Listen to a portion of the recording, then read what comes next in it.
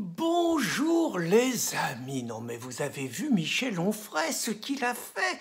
Qu'est-ce qui lui prend? Il a osé attaquer l'icône de la presse, de la bien-pensance, du politiquement correct, le grand quotidien de référence, le journal Le Monde.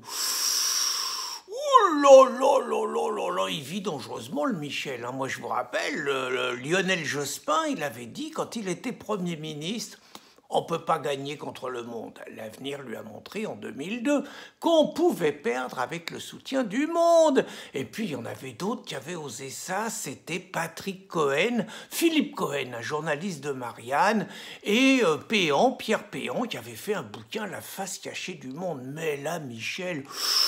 il est comme le bon vin, Michel, il s'améliore en vieillissant. Qu'est-ce qu'il leur a mis dans les trous de nez? Il a parlé de Vichy, de Pétain, de Doriot, de Déa, d'Hitler et de Mein Kampf en disant que le réduction ad Hitlerum, ça marchait plus avec lui. Il a reproché au monde de ne jamais avoir dit que le fondateur de l'Union européenne, c'était un nazi, eh oui.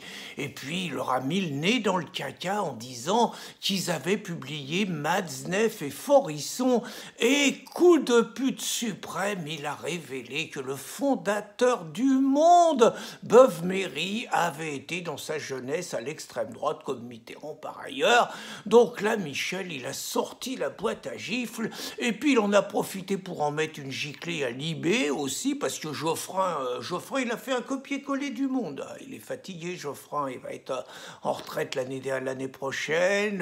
Bon, ça y est, ils vont l'éjecter. Il a eu une vie difficile, Geoffrin, une vie très instable. Il est passé du Nouvel Obs à Libé, puis de Libé au Nouvel Obs et tout. C'est une vie trépidante. Et donc, Michel, il a montré en plus que Geoffrin... le père de Geoffrin, tout le monde le sait, il s'appelait Mouchard, c'était le financier du Front National, puis il a montré une photo de Geoffrin torse nu avec ses épaules de serpent, avec Jean-Marie Le Pen et sa poitrine d'ours, il souffre un peu de la différence, donc c'est dur Geoffrin, puis il a donné les chiffres de Libération, il a dit un peu tous les trucs dégueulasses qu'avait fait Libération depuis son existence, les campagnes sordides pour la pédophilie, puis comme il y avait le PC, parce qu'il y avait le Metz très proche du PC, il en a profité pour rappeler au PC son passé collabo de 39 à 41. Ouh là là là là, le Michel, il a été méchant, mais aussi, qu'est-ce qui lui prend, Michel?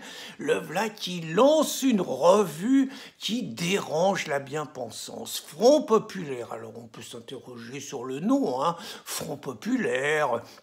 Il y en a qui disent que le Front Populaire, c'est les congés payés de 36 et tout. Alors là-dessus, un rappel historique quand même.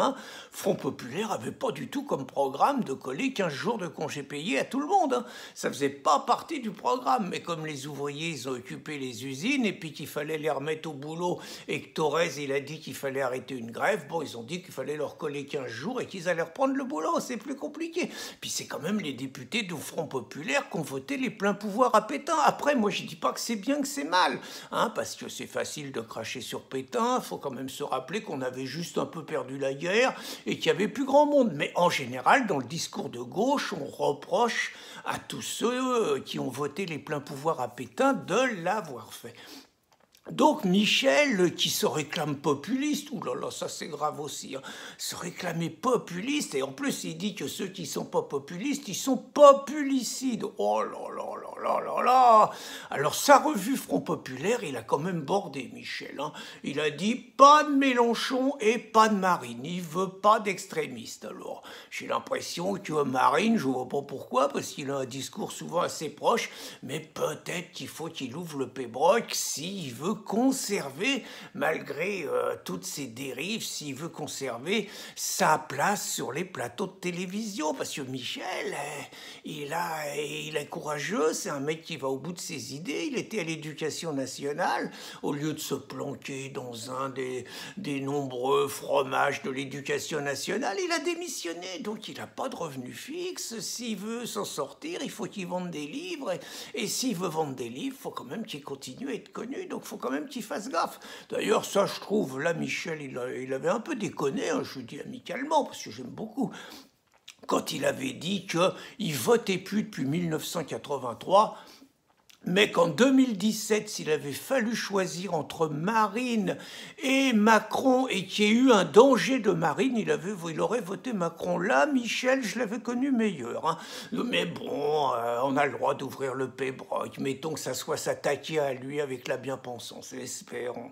Donc, il fait Front Populaire. Alors, il réussit un truc étonnant. Hein. Il fait cohabiter ensemble Chevènement et De Villiers. Alors là, ce qu'aurait été entre nous, la victoire de Maastricht en 92, s'ils avaient pu, avec Pasqua, avec Seguin, nous faire un grand rassemblement des souverainistes, la vie peut-être de la France aurait changé. Mais bon. Donc il met Chevènement et Villiers. Vous avez vu Villiers, le bordel de la gauche, là, Villiers qui a réussi à faire ouvrir le puits du fou. La gauche, elle n'aime pas le puits du fou, hein, parce que c'est l'histoire de France quand même. C'est notre identité, notre culture, la gauche, il crache dessus, hein, il gueule hein, quand même. On ne peut pas mieux montrer son désintérêt et sa haine de son pays. Donc je continue, Chevènement, Villiers, Céline Pina, bon c'est une femme de gauche, bien laïque, courageuse, continue à défendre l'immigration, mais à lutter contre l'islam. Bon, chacun ses contradictions. Barbara Lefebvre, une nana bien, qui maintenant est aux grandes gueules, qui était déjà avec Bensoussan en 2002, quand ils ont fait les territoires perdus de la République. Prof d'histoire géo, qui a de la gueule, qui a des convictions et tout.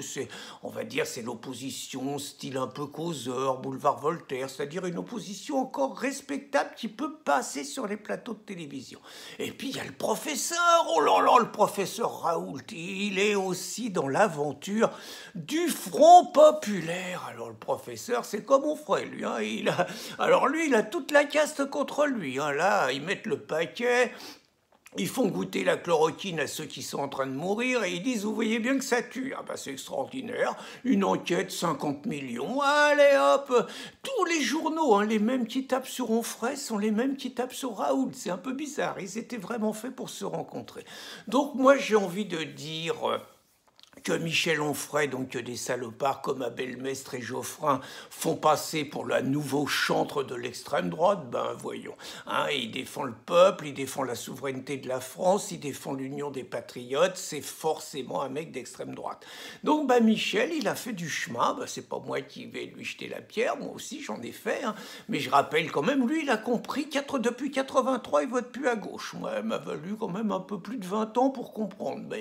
Mais par contre, alors il a mis le temps à comprendre d'autres choses, le Michel. Par exemple, quand Besancenot a lancé son nouveau parti anticapitaliste, il était là-dedans, lui.